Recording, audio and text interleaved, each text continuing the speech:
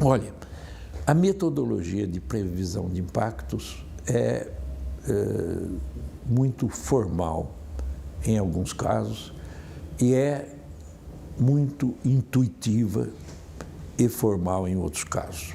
Eu adoto o caso duplo, né?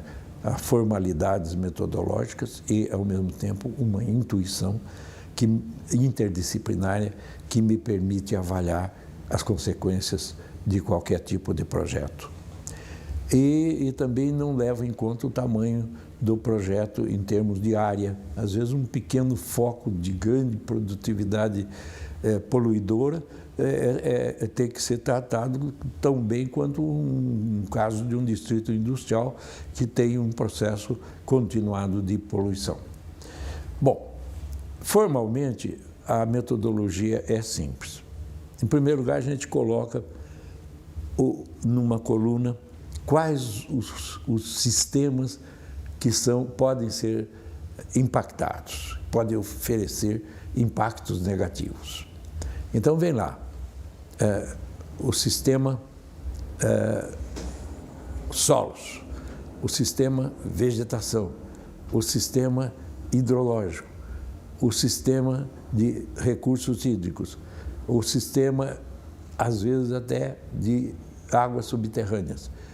E nós, brasileiros, espertamente, colocamos uma coisa mais necessária, que é o sistema da organização humana do espaço tal como ele está hoje, porque todos os projetos são colocados dentro de espaços que têm ou a natureza muito extensivamente, a Amazônia, por exemplo, ou áreas que já têm um espaço total diferenciado entre remanescentes de ecossistemas naturais, agroecossistemas e sistemas urbanos.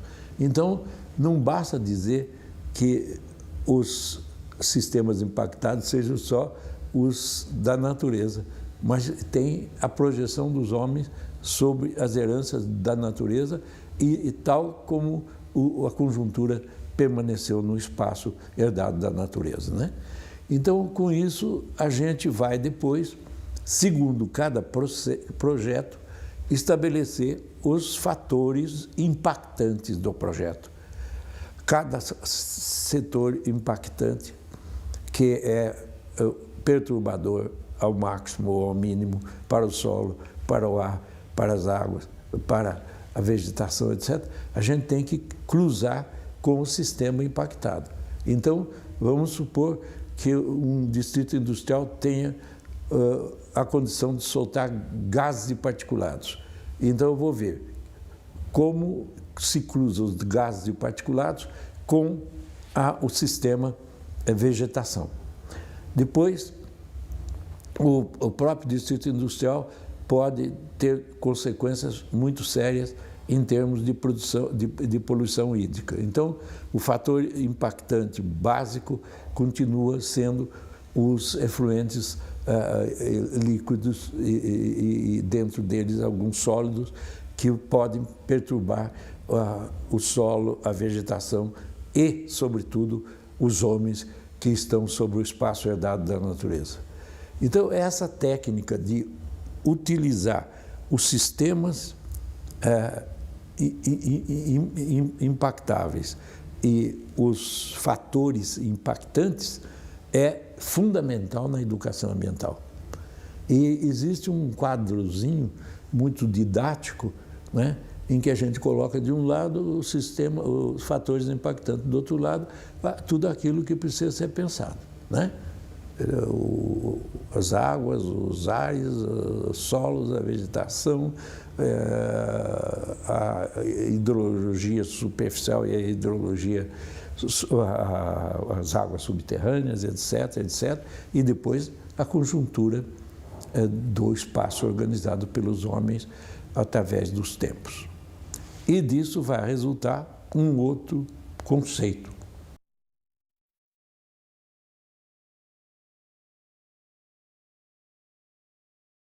Foi introduzido no Brasil por Milton Santos um conceito genérico chamado do espaço total.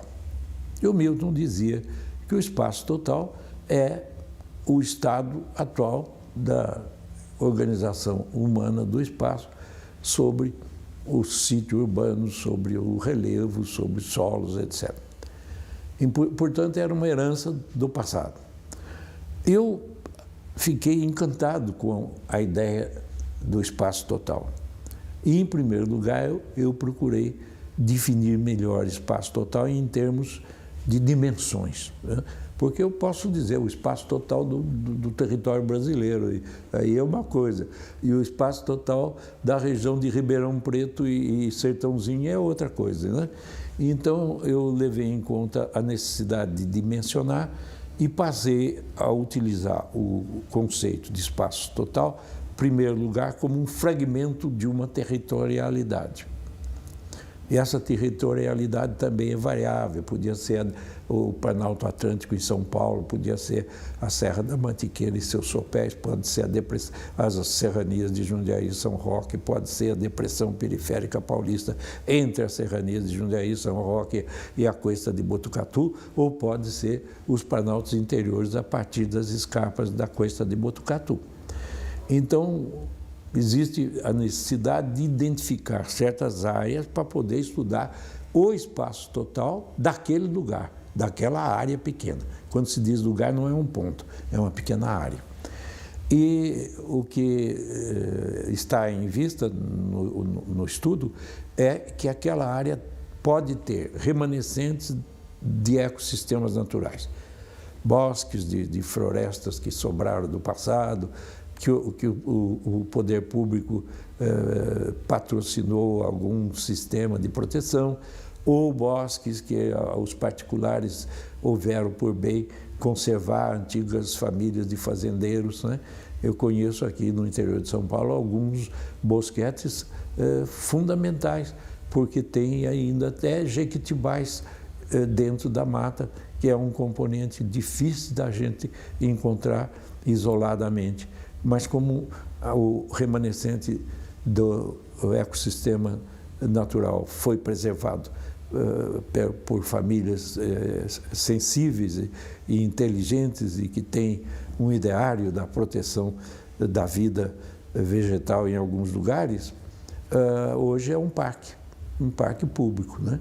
E representa, a meu ver, uma situação muito importante. Então, o ecossistema, o espaço total tem ecossistemas remanescentes da natureza primária, muitas vezes modificado, basta diminuir muito a vegetação num certo espaço, que a fauna, uma parte da fauna vai embora, a outra fica por necessidades mínimas da vida micro-orgânica, por exemplo, insetos e outras, e até a presença de novos componentes que se instalam à medida que outros saíram, né? Que é um problema muito sério. Ainda hoje estava lendo um trabalho em que a pessoa falava sobre as perturbações em relação à fauna, que é a primeira que é molestada quando há uma grande devastação e sobra um espaço primário aparentemente similar ao do passado, mas nunca é tão similar, né? Tem vários sistemas de perturbação e então sai uma fauna, mas pode entrar outra. Por exemplo, pode entrar mais pássaros, né? E pássaros que vagam pelos espaços em períodos, por exemplo, de inverno, pode se aproveitar daquele espaço que hoje não tem tanta fauna primária. E essa condição no caso do estado de São Paulo, por exemplo, é muito pequena. Os bosques são pequenos, em fazendas, deixam o gado entrar, o gado leva com seu metabolismo complicado para dentro dos bosquetes, sementes e outras coisas mais que vão perturbar a vida primária. Então, os remanescentes de natureza em áreas muito povoadas, com muita história econômica e social, não são muito primários como a gente pretendia que fosse. Depois vem os agroecossistemas. Os agroecossistemas constituem espaços rurais, né, onde se pratica agricultura ou pecuária e ponteando os espaços de agroecossistema existe a fazenda, a antiga colônia da fazenda e outras coisas mais. De forma que esse setor do espaço total, que é o agroecossistema, precisa ser bem estudado. Na realidade, desapareceu o sistema natural primário, mas foi substituído por pastagens, em alguns casos, e por plantações de cana, de laranja, de hortaliças, etc. E em terceiro lugar, veio o problema mais complicado da história do nosso tempo, que é o ecossistema urbano em processo de crescimento e desdobramento. O ecossistema urbano, ele rouba espaços dos agroecossistemas e ele também teve o papel subrecente ou um pouquinho mais antigo de acentuar a devastação das paisagens primárias.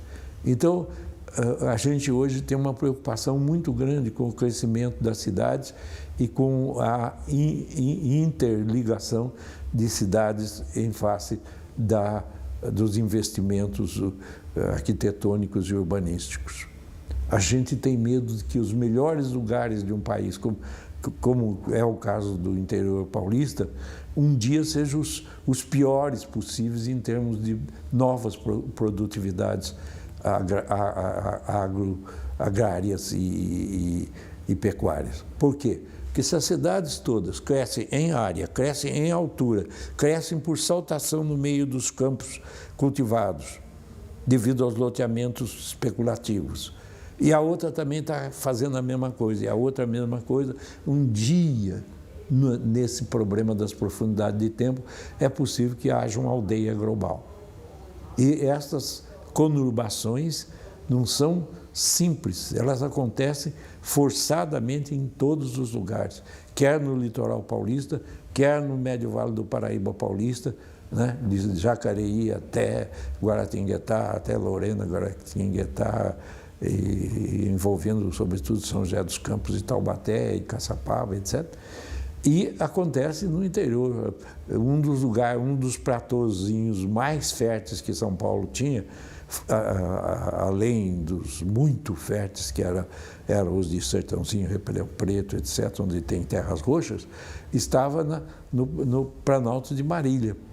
E a cidade está crescendo e as outras pequenas também, e há uma emendação natural. E sobram os espaços de solos menos bons, e que também um dia serão aproveitados especulativamente. Eu acho que um dos maiores problemas da educação ambiental é mostrar que o neocapitalismo, que faz uma pressão sobre espaços dentro do espaço total, sobre subespaços dentro do espaço total, é aquele que diz respeito ao crescimento urbano por manchas contínuas, não controláveis pelo Estado ou pelo jurídico e por saltação no meio dos campos. Uma vez eu estava numa das regiões de terra roxa mais interessantes do país, era Londrina, e lá, em cada ano, 3 ou 4 fazendas que estavam nos melhores solos do Brasil eram loteadas. E eu chamei a atenção disso, ainda que precocemente, já estava com intenção de educação ambiental, chamei a atenção disso no jornal. Nossa Senhora, os loteadores ficaram furiosos, porque o problema é a economicidade, o problema é do agrobusiness, e eles entenderam que o agrobusiness depende de ter espaços para produtividade, né? Então tem havido uma perturbação muito grande nesse componente do espaço total, de tal maneira que a gente precisa ensinar, ainda que muito simplesmente, para uma criança que tem restinhos da natureza antiga, primária, que vem desde os tempos desde os primeiros tempos da colonização. Depois tem as zonas rurais, que a gente hoje chama de agroecossistemas, e realmente são sistemas modificados profundamente pelos homens, mas que têm produtividade. E por isso têm que ser pensados e bem resguardados. E, por fim, vem a rede urbana, é uma cidade média crescendo muito, as pequenas também, e se emendando. Esse processo se chama de conurbação, mas antes de ser chamado simplesmente de uma emendação de cidades, era preciso estabelecer que o crescimento está relacionado com os protótipos do neocapitalismo.